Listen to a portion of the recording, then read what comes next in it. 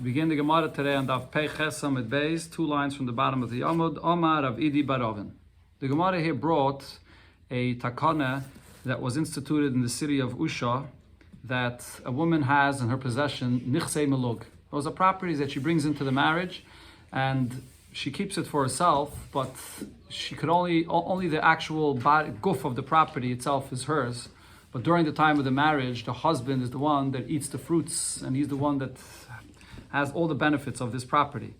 So the question was, what happens if she goes ahead and sells it, she sells it to someone else? Does that sale take effect?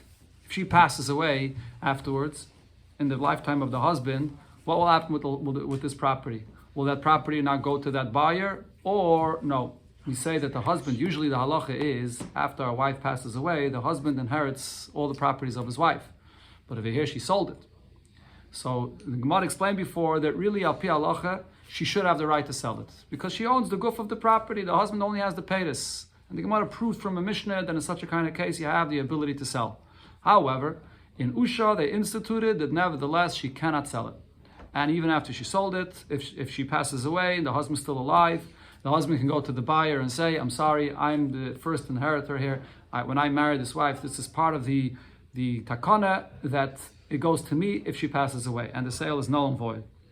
Now she explains that the Chachamim made this takana in Usha because of Eva. They didn't want there should be any hatred between the husband and wife, that she's going and selling all of her properties, and the husband is thinking to himself that she's taking away the ability of him to yarshan this from her. So therefore they were masakin that she cannot sell any of these properties off. Okay, just before we learn the Gemara Vayter, the Gemara here is going to discuss the various different things that a woman has. There is the nichsei melug, which I just described. Those are the properties that a woman has while she's married to her husband. And the gufa karka belongs to her, but the peiros belongs to the husband. Then there's something else that's called nichsei tzoyin barzel. Nichsei tzoyin barzel are the properties that she brings into the marriage that she's giving away to the husband as a gift. It's like a nadan, a dowry, that she brings into the marriage, and it's written into the ksubah that she gives it away to the husband. It's his completely. But the thing is, though, that the deal is, if she gets divorced or the husband dies, then she gets back the value of those properties. And she gets back the value of those properties of what they are at the time when she got married. If the value goes up and down later on, it doesn't matter. She gets back the value of those properties the way they were when she brought it into the marriage. That's called nichsei tzoyin barzel. It's called tzoyin barzel. Barzel literally means it's iron sheep. It's iron. It doesn't change because she would get it back. Then there's the actual ksubah. The Gemara is going to discuss here also the ksubah. That of course a husband there's a ksubah that whether it's 100 zuz or 200 zuz, depending if she's an almana or a besula, if he has to pay her. If he divorces her or if he passes away, she's an almana, she gets the ksubah money. Those are the things the Gemara is going to discuss here. Okay, let's see the Gemara. What's the Ava over here? She's getting money for it. If she's what? She's getting money for it. She's selling the... Yeah. She's getting the money for it. What's she doing with it? It's hers. All right, the Gemara is going to discuss that also. It's hers. Well, let's see in the Gemara. The Gemara is going to discuss that. It's still Ava. She can't sell it. She can't. If she cannot sell it, no one's going to buy. No one's going to buy it. She can't sell it.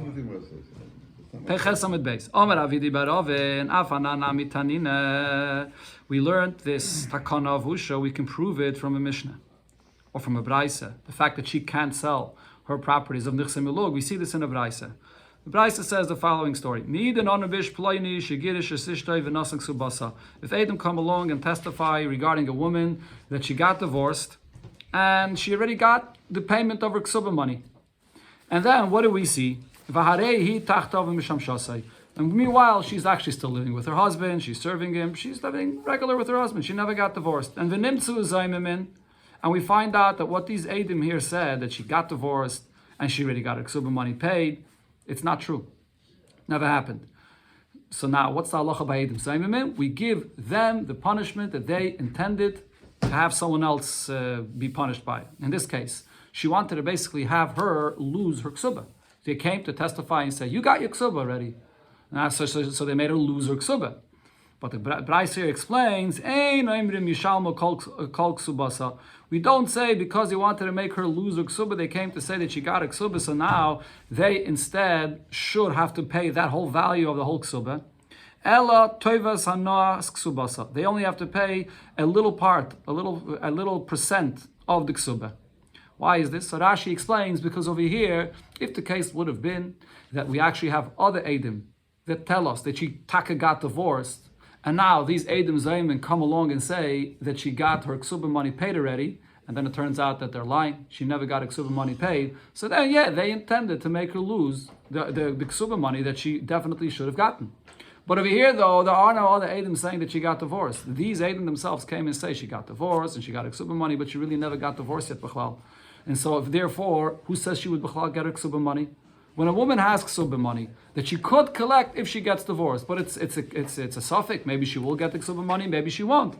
So over here, these Eidim that came and said that she got her ksuba money, who says they actually made her lose anything? Actually, who says she would ever have gotten the ksuba money?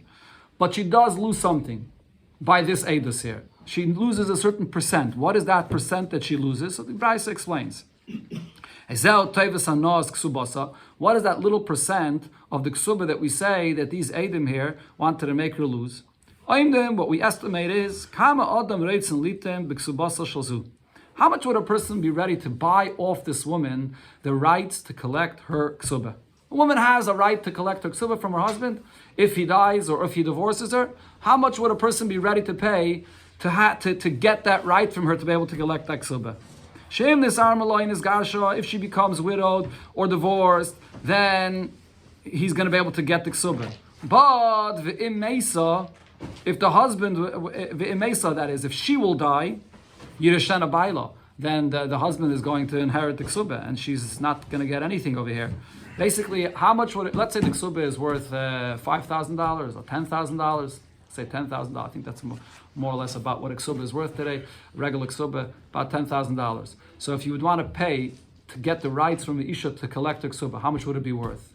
Maybe $500, or maybe a little more. Whatever it is, a certain percent. That in the event that she gets divorced or she becomes an almana, who's going to get that payment? This person. But in the event that she dies before the husband, you're going to get nothing. So you're investing in this ability to collect it, and it's a big risk. So you pay a certain percent. Now, it's that percent that these Eidim Zaymimin wanted to make her lose. Because here we're talking about a case that it's not verified b'chlal that she was ever divorced. They said she already got her ksuba. What do they want to make her lose? This ability to sell the ksuba to someone to make this percent of money. That's what this brisa says. Okay, now here the Gemara is going to focus on one point. The last few words of this brisa, what did it say? That ve'im meisa, if she dies before the husband, what did the brisa say? Yirashana baila. Then the husband gets the ksuba and she has nothing from it. The question though is, if you're going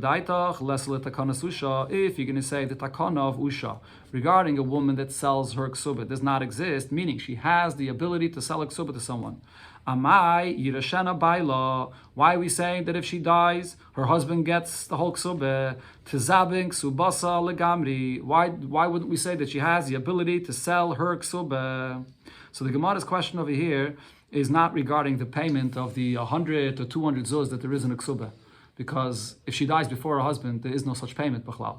But what the Gemara is asking over here is, I mentioned before, in the ksuba, besides that payment of 100 or 200 zuz, there's also the nichset tzayim barzel, the dowry. She brought into the marriage properties, and it was written into the ksuba that it belongs to the husband. But if he divorces her, he has to give her back the value of those properties as they were when she brought it into the marriage. So those nichset tzayim barzel, instead of it being given back to her, she can sell it. She can sell it to someone else, and that person will have the right to collect those the value of those properties if she gets divorced or if he dies. Well, yeah. So, but the Gemara is asking, why does the Brisa say that if she dies first, then the husband gets to keep it? Why does the husband get to keep it? If she has the ability to sell it, even if she dies first, so this buyer should come and say, I bought the rights to the nichset tzayim barzel, I bought the rights to these properties, that it belongs to me. So give it to me. So it's not. It's a real sale here. It's not just a little percent that she can sell to this person in the case that she becomes a grusha or an almana. No, even if not, she has the ability to sell it to someone. So the Gemara answers, Omer Abaye. So Abaye explains, no, you can't bring any raya here from this brisa that she cannot sell her ksuba, because this brisa is talking about the ksuba. And we're talking about the nichset tzayim barzel, which are those properties that she decides that she's giving it as a dowry, she's writing it into the ksuba. Before, what were we discussing? By the takana of Usha, we were discussing nichse melug. Nichse melug are the properties that she doesn't write into the ksubah. She's not giving it away to the husband. Nichse melug is the properties that she has and she keeps for herself. And there, as we mentioned before, the halacha is that the guf of the property is hers, and it's the paytis, it's the fruits or whatever income comes from the properties the husband gets. So the Gemara explains there's a big difference. If you would even say that there is no takana of usha, and regarding the nichse melug, she has the ability to sell it to someone. Why? Why would she have the ability to sell it to someone? Because she never wrote it into the ksubah. She never gave it away to the husband. Those are properties that she still owns the guf of the property. The husband needs the income, but the property itself is still hers. She can sell that. Would you say that the same thing applies to nichse tzayim barzel? The concept of nichse tzayim barzel are properties that she's giving away to her husband. That's not hers at all. The rai for the fact that it's not hers is because what's the deal when he gives it away to her, when he writes it into the ksubah?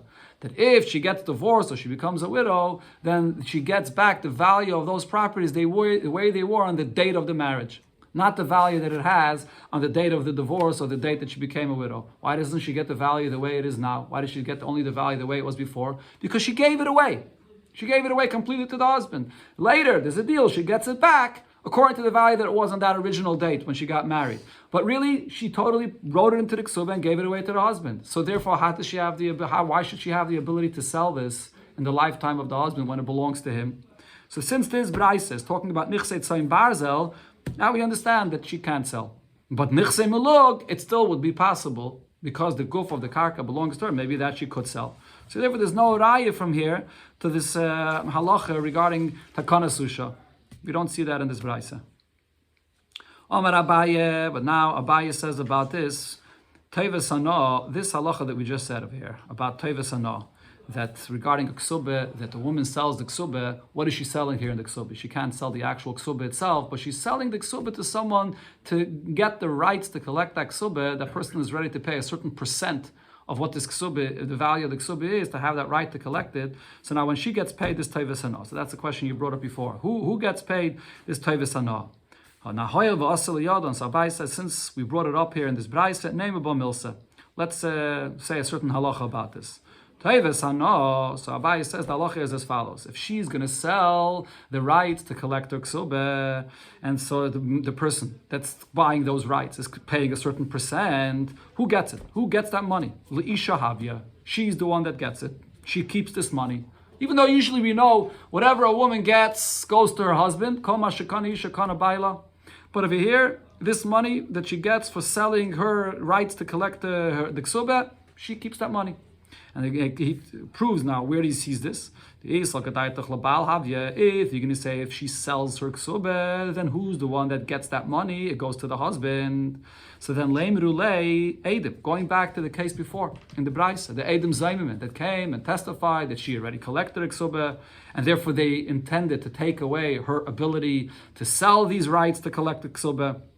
So what did we say? That the edim now have to pay at least that percent of money that she could have earned by selling her ksubah.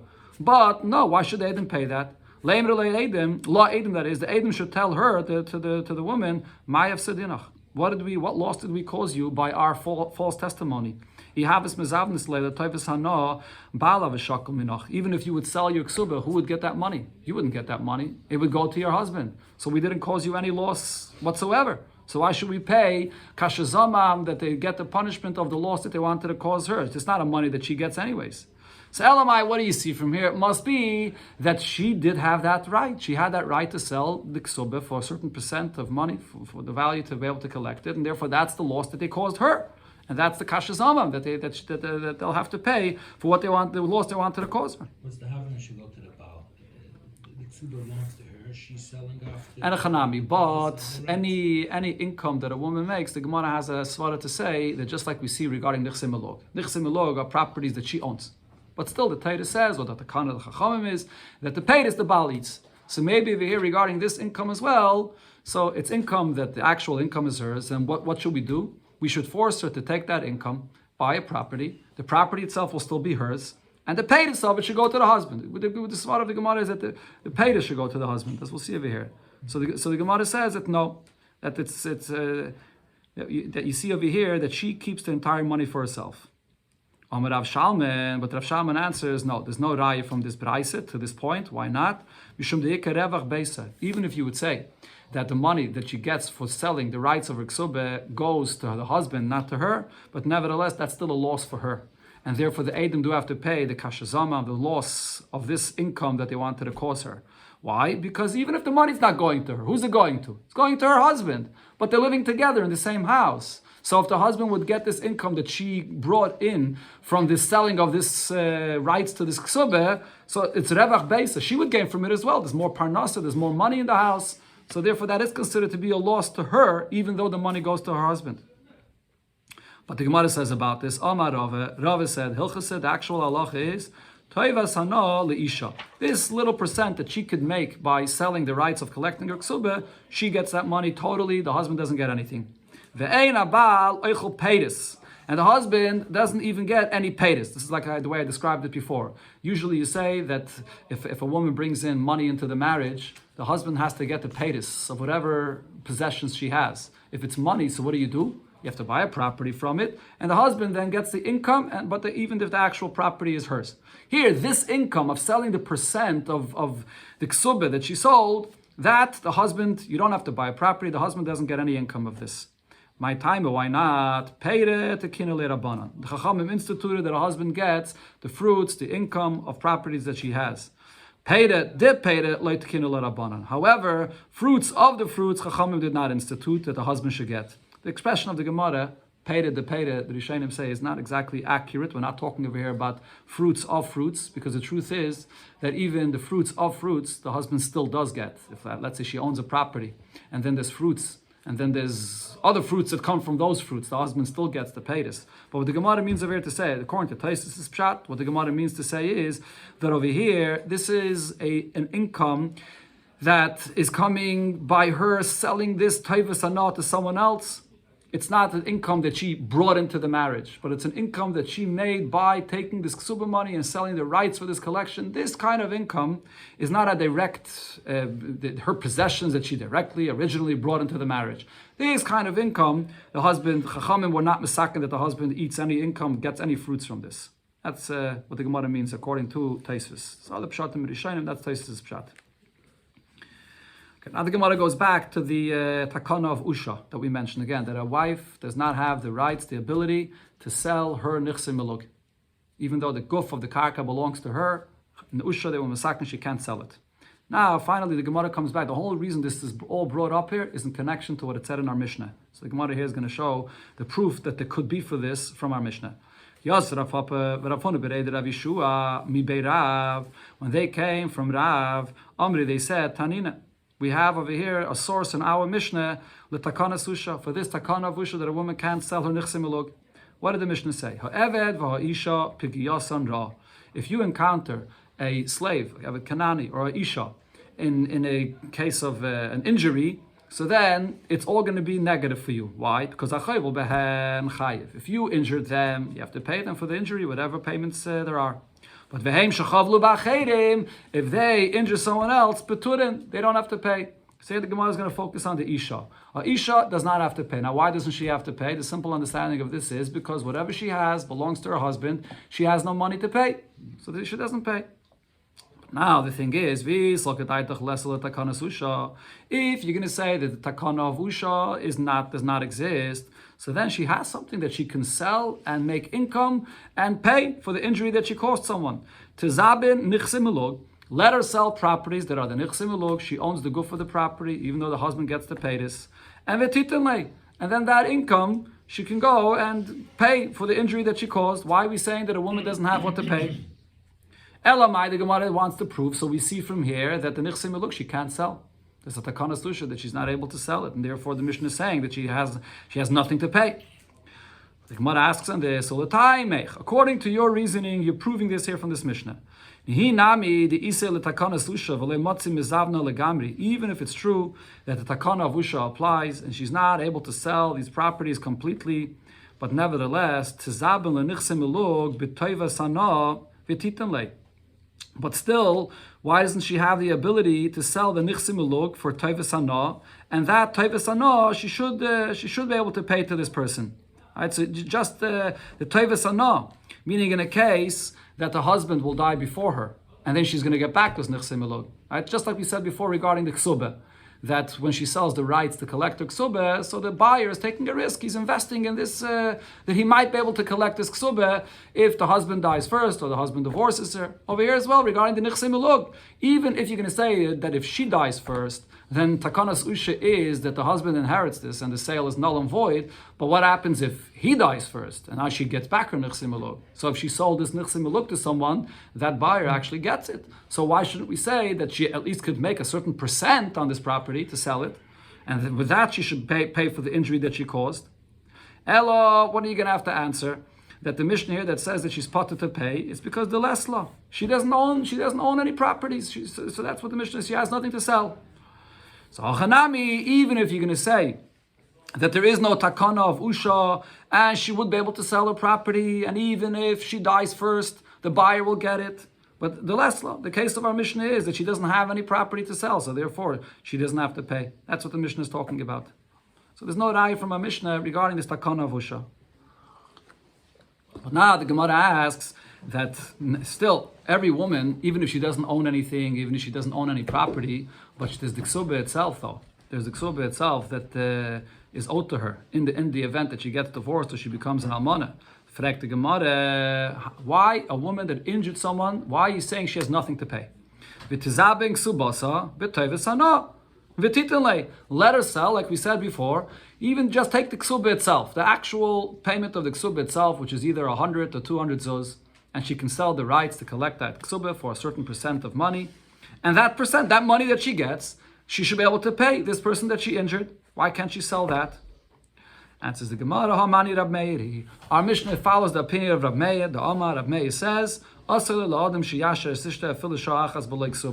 may not live with his wife even for 1 hour, for 1 moment, without having a ksubah. So if she sells her ksubah, so now she doesn't have any ksubah, so he can't live with her. So therefore she's not allowed to sell her ksubah. So she can't use this as a way of paying for the injury that she caused. But the Gemara asks on this, the reasoning of Rab Meir doesn't apply here. Frag the Gemara, why did Rab Meir say that she shouldn't sell her, that you're not allowed to live with your wife without a ksubah? So because that ksubah creates a certain deterrent for a husband not to want to divorce his wife, because then he'll have to pay the ksubah money to her. So it shouldn't be easy, light in his eyes to divorce his wife. But over here though, hacha, in this case where he's selling the rights of the collection of the ksubah to someone, loy megarish law. It's the same deterrent. He's not going to want to just simply divorce. So the imigadish law, if he divorces it, also hanach the zavni, so then those buyers will come that she sold the ksubah to them, and gaval al ksubah seminei, and then they're going to collect the ksubah from the husband. So the same deterrent that exists if she collects the ksubah, if she sells it to someone else, it's the same exact thing. So why should she not have the ability to sell the rights of collecting her ksubah to be able to pay for the injury that she caused? So Ella, the Gemara tries to answer, Toivas Hana, she doesn't really own the actual ksubah itself, right? There's no actual property or ksubah that she owns here. She owns, what's she trying to sell? She's selling the fact that she would get a right to collect the ksubah, and she's selling that right to someone else. Says the Gemara, Toivas Hana mili ninu. Selling this percent, this right that you have for collection of the ksubah, you're selling a certain right, you're selling words. It's not something tangible. What the Gemara is trying to say is when you injure someone and that person, you owe that person money for the injury that you caused. So the injury could be collected if there's actual possessions, money that you have. But over here, it's not actual possessions or money she has. So the shibud of what's owed to this person that you injured cannot be collected from something which is not tangible. Just words or something not tangible like this is not become a shubit to this that you owe to these people or this person that you injured. But the Gemara doesn't accept this answer. The Gemara says, "Alamalai, why should it not become a shubit? Why should she not have to sell the ksubah to pay this injury?" Yeah, it's not actually something tangible. It's just a right to collect ksubah, but it's a right that's actually worth money. There are people that make investments, and this is a kind of investment that they're ready to pay a certain percent for the risk that maybe they'll be able to collect this ksubah, and it's worth actual money. So let her sell that right and still she'll have money to be able to give to the person that she injured. Ella, so the Gemara says there's a different reason why we don't make her pay this through selling the rights of her ksuba. Mishum de Shmuel, based on what Shmuel said. Shmuel said as follows: a person that sells the document of a loan. He was a lender and he has a document of a loan that someone owes him money, and now you want to sell the rights to collect that loan to your friend. Now, after you sold the rights to collect this loan to your friend, you go and you forgive the loan. Machal. Even after you sold it, you can forgive the rights to collect this loan. And even a Yiddish can also forgive the rights to collect this loan. All right, so what do you see over here? When you sell rights of a loan, so then the whole, what you sold there, not necessarily will have any value at all. Not only because, well, over here by the loan is a definite loan because it's a loan that has to be collected. But the person that sold it could just forgive the whole thing, and then the buyer ends up with nothing. Right, the Rishonim explained this, and this is a Gemara in Ksubas. The Rishonim explained this over there, that really every loan, the real shibud of the loan is a shibud aguf. When a person borrows money, so there's a shibud aguf, there's a shibud that is on the person himself, that he has to pay. And the shibud, the lien that there is on the properties is a result of the main shibud, which is the shibud aguf between the loiva and the malva. That shibud aguf is something that's not, you can't sell that. So therefore the malva that sells the rights to collect this, it's something that he could always, that always remains with him, the shibud aguf. That's something that he could be meichel. And then the buyer is left with nothing. The Gemara over there in Ksubis describes and says whether you have to compensate the buyer for this, if you will meichel it or not. But the point is, you can, after you sell it, you can still be meichel it. So therefore, over here as well, what the Gemara is saying is, what are you saying? That she should sell her ksubah and she's going to get a certain percent of money for this, and that's how she's going to pay for the injury that she caused. But after she's going to sell her ksubah, what is she going to do? She'll be meichel it.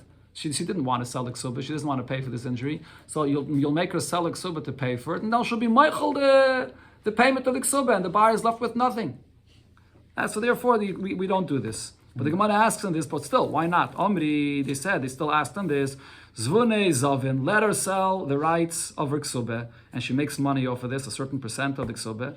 V'titenle, and let her pay the person that she injured. And if she decides later on to be meichel the payment of the ksubah to her husband, and now the buyer is stuck, and the buyer is left with nothing, timchala. Okay, so true, she has the right to forgive that, she'll be meichel. But meanwhile, she made money off of the ksubah that she sold, and she's able to pay the person that she injured. Why are we saying that the fact that she's being meichel this ksubah, is that a reason to stop us from telling her that she has to sell the ksubah in order to pay for this injury? So Amri, they answered for this, no, we don't want to make her do this, because kol legabe baal vade machlale. In such a case, if she's being forced to sell her ksubah, to make money, to pay for this injury, she's for sure going to be meichel this to the husband. She's going to say to her husband, anyways, I'm not getting the ksubah. I was forced against my will to sell the rights of the ksubah to someone else. So she's going to for sure forgive it to the husband. Chachamim did not want to force a woman to sell her ksubah in such a kind of way that we know for sure that she's then going to go and forgive it to the husband, and the buyer will be left with nothing. Why should we force her to do something that we know for a fact will end up being just a loss for the buyer? So therefore, she have to pay back the buyer. Okay, that's a din of garmi. Maybe it's not so clear if she. Okay, the Gemara in Ksubas discusses, but meanwhile the buyer loses out. She's going to for sure go and forgive it to the husband, and the buyer loses out. So Chachamim didn't want to force her to do such a thing. If you'll argue and say, maybe there's another way how she could pay for this injury that she caused this person. Let her give the rights of the collection for a ksubah directly to that person that she actually injured. So now that person gets a certain percent, that the value that it has to be able to collect this ksubah, not selling it to someone else. Give the rights of collection to the ksubah to that person you injured. Now you're going to say, what happens that she may be meichelit? So the Gemara says, if she ends up then forgiving the rights of collecting the ksubah, so that person that you injured will end up with nothing. So, but like a mafsid, the person that you're paying with this for the injury is not losing out anything. Why? Because the hashtanami loy midikiyavale. Right now you're not paying anything either. So instead of paying nothing, the Gemara says, at least give the rights of the collection of the ksuba to this person. If she'll be Michael, it fine. True, he'll also get nothing. But anyways, now she's not paying anything. So why shouldn't we at least force her to give the rights of the collection of the ksuba to this person that she injured? So the Gemara says, no, we don't make her do this either, because in the end of the day, we know that in such a case, when she's being forced to sell the rights of the collection to the ksuba to this person that she injured, she's for sure going to be Michael now to the husband, this whole ksuba.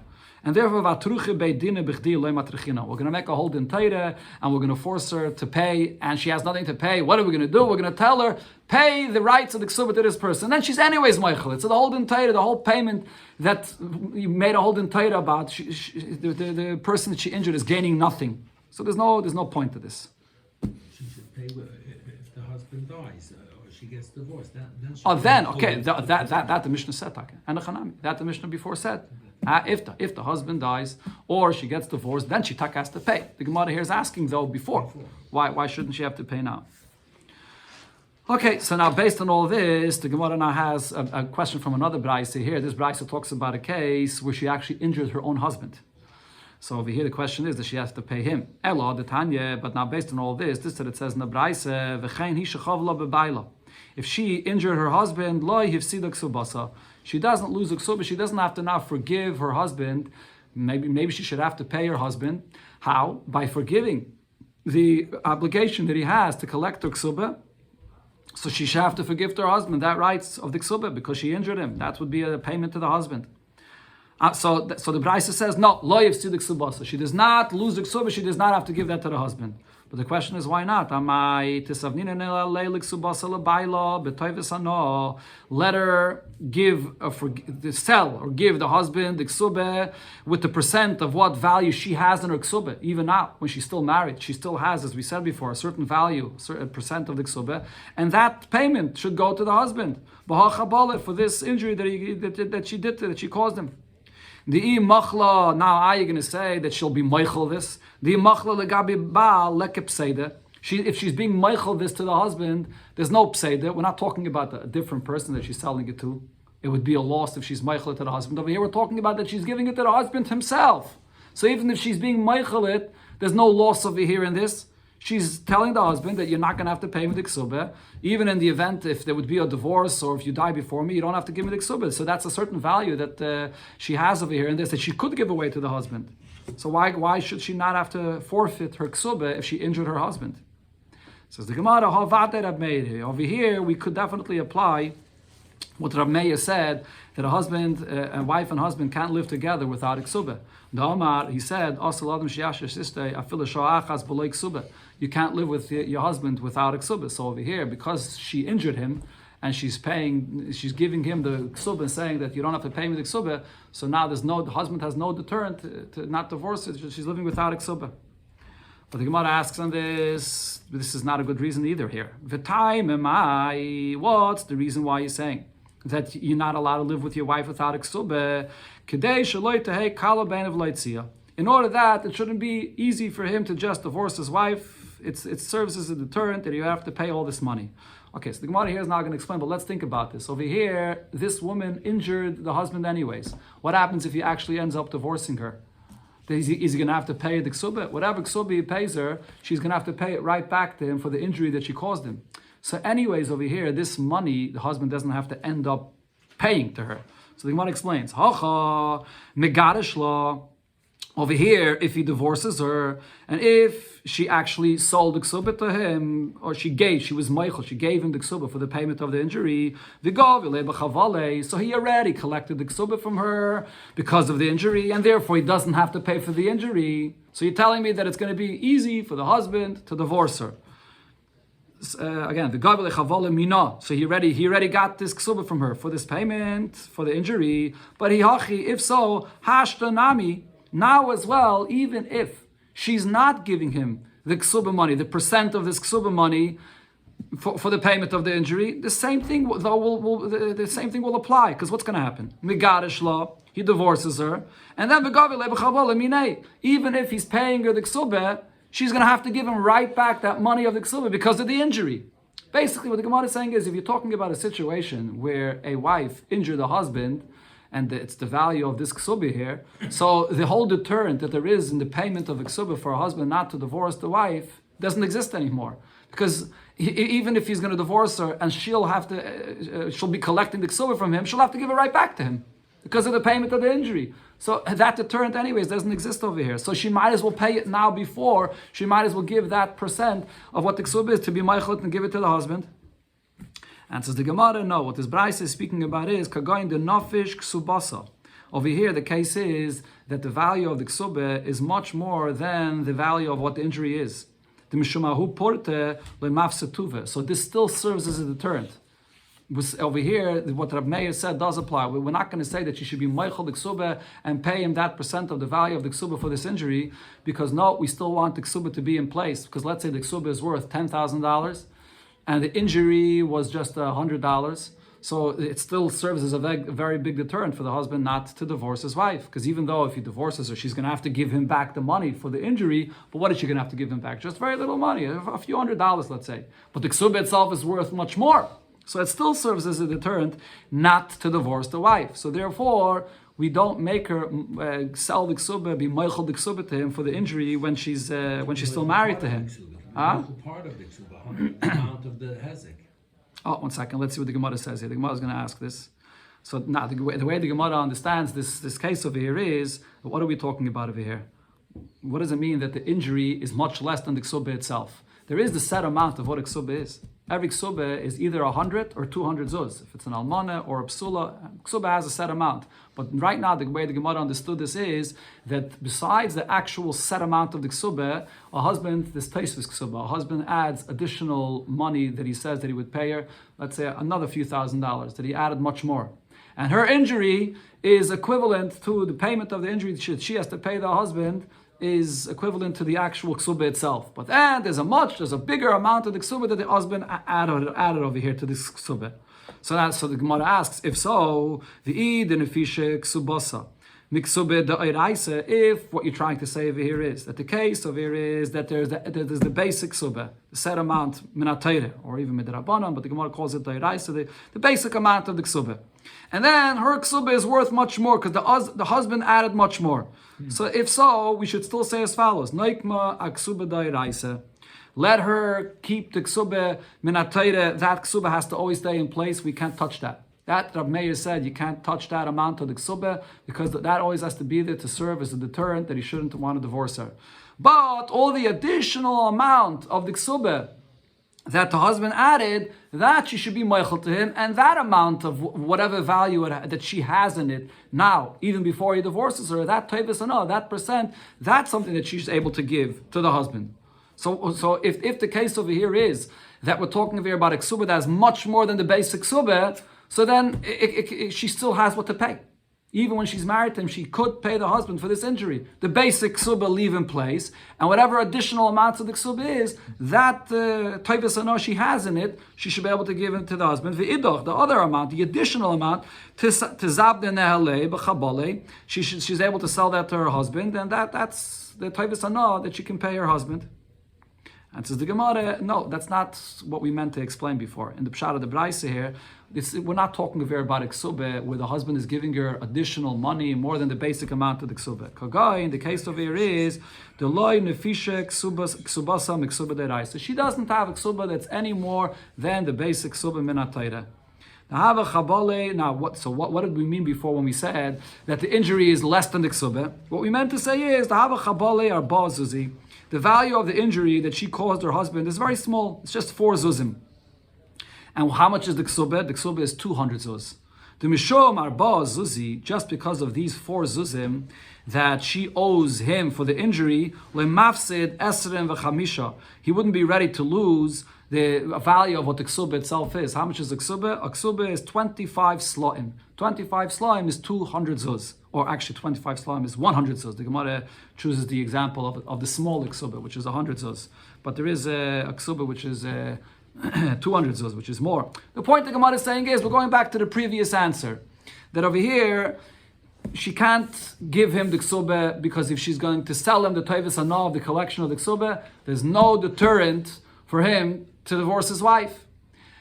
I said, but if she does not give that tevis hana to the husband, then there still is a deterrent. Anyways, she would have to pay him back the injury that she caused him.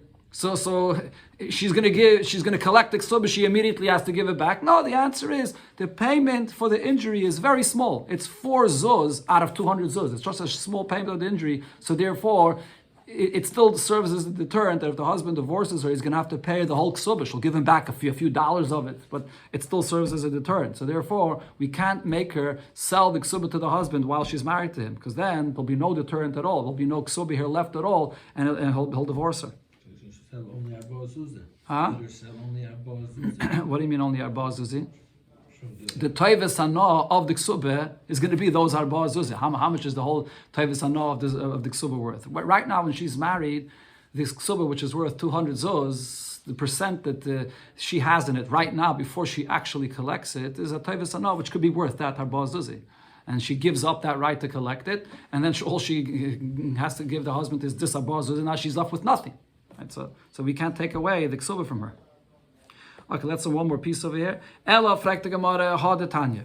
This that it says in the Brisa. This is actually the seifa of the Brisa that was quoted in Amen Aleph. The Brisa says, "Kashem shaloi timker v'hi tachtov." Just like a wife cannot sell a ksuba while she's married to her husband, kach loy tafsid. So too, we don't make her lose a ksuba while she's married to her husband. So the Gemara v'hi tachtov, when she's married to him.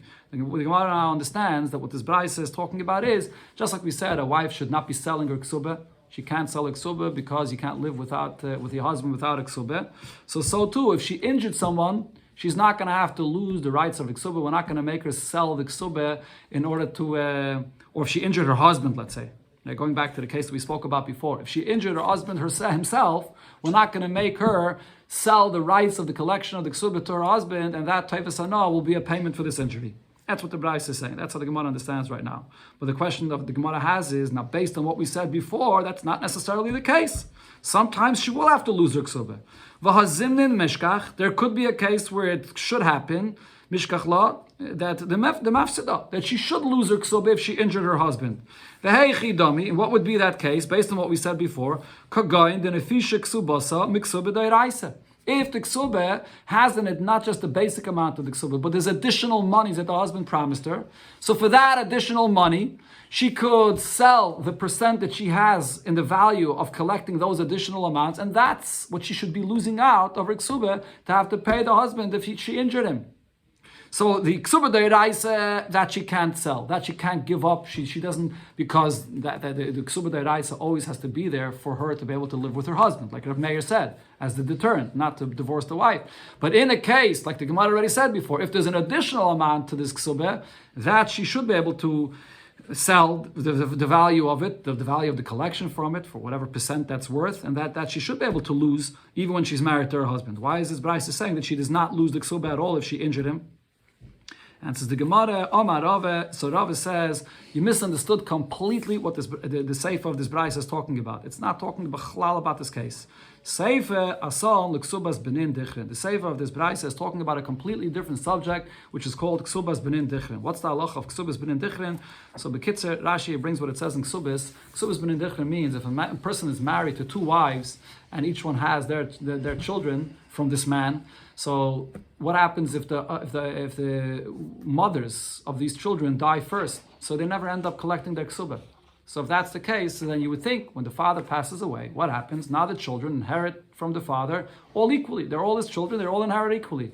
Ksubas b'nei dichrin means that she makes a deal with the husband, and it's written into the ksuba that whatever ksuba I'm owed, and whatever properties I brought into the marriage and were written into the ksuba as nichsei tzayin barzel, even if I'm going to pass away first and I never get to collect my ksuba, but then when the father dies and I have the children from one marriage and the children from another marriage, from the 2 wives here, each one of these children are going to get to collect that ksuba that was owed to their mother.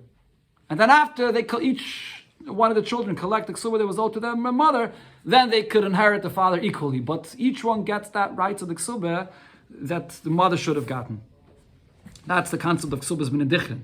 So over here, this Brisa was saying a halacha regarding the children that are collecting this. So and Gemara explains what this means. Second, bring my holding over here.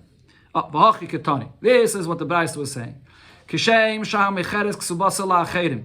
if a wife comes and sells the rights of her ksubah to someone else. She wasn't supposed to sell this, but she went and she sold it to someone else. Lo yifsida ksubas benin dichrin. The children, though, are not going to lose the right that they have to collect this amount of ksubah if the mother passed away first. My timer, why is this? Zuzi hudan suah. She only sold it because she needed the money. She was desperate for the money. But what did she mean to sell to this person? She meant to sell to this person in the event that my husband dies first, or I get divorced from him. The lekeich will be able to collect that. But in the event that I die first, the buyer gets nothing, right? That's the whole idea of a sale. When a woman sells a ksubah, it's a certain risk. But she never meant to take away from her children. If it ends up that she died first and the buyer then usually gets nothing, when she sold off this ksubah, these children can't come and say, oh, your mother sold off her ksubah. You don't have any rights to collect this amount of ksubah that was owed to your mother.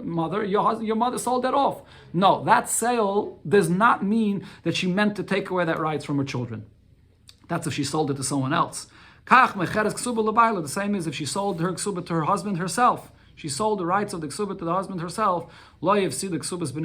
She only sold that because she needed some money, and she sold the right. Her husband wasn't supporting her, whatever the case here is, and she sold the rights of the collection of the ksubah that she had to her husband himself, but she didn't give up the rights that the children would have. The ksubah is b'nedichrin, she's not taking away from them. My time is zuzi yudan suah. She needs the money, and therefore she's selling that percent of the ksubah, but included in the sale is not to take away the rights of the children in the event that she dies first, and she's not collecting it at all from the children. She wasn't taking away that right. That's what this brayso was talking about. It has nothing to do with what we spoke about before.